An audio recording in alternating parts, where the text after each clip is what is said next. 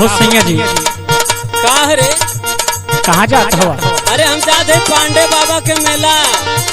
सुना कर पांडे बाबा मेला जात हो तो बड़ा प्रसिद्ध मेला लागेला। अरे कहती है सुनला सुनाओ। मेला में हमके घुमा दा बलम, मेला में हमके घुमा दा बलम, देखे खातिर लागल हमार दियारा, देखे खातिर के लागल हमार दियारा, देखे खातिर के लागल हमार दियारा।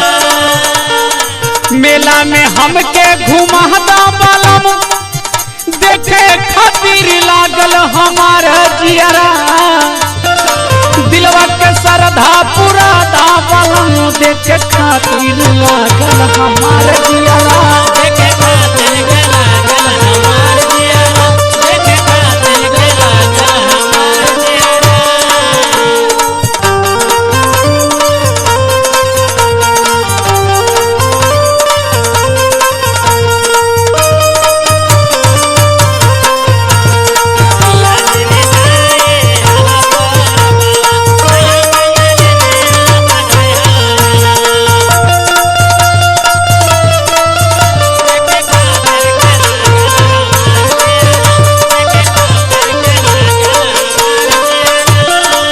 और सुनिए सैया, सुनाओ सुनाओ।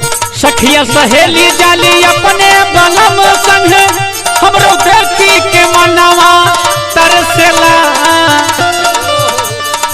सखिया सहेली जाली अपने बलम संग, हमरो देखी के मनवा तरसेला, गुरही जलेबी आखिया दा बलम, गुरही जलेबी आखिया दा बलम, खाए खातिर लागल हमार जियारा, खाए खातिर के लागल हमार दियारा, खाए खातिर के लागल हमार दियारा।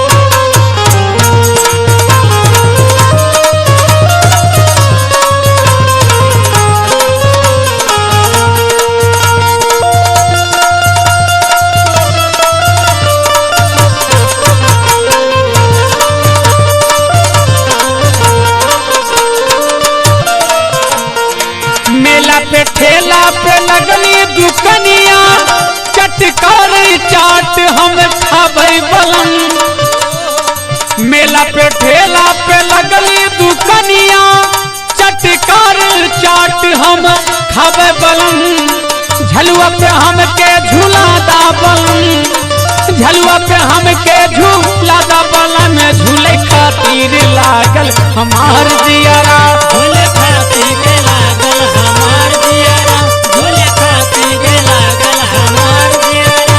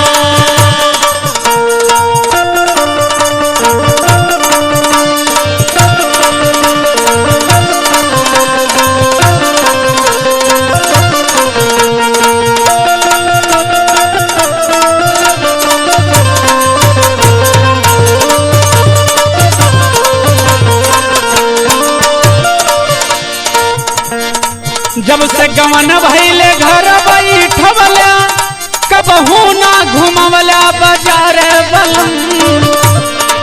जब से गवन भइले घर बैठवला कबहू ना घुमावला बाजार बलम। मधुकर बलमा तनी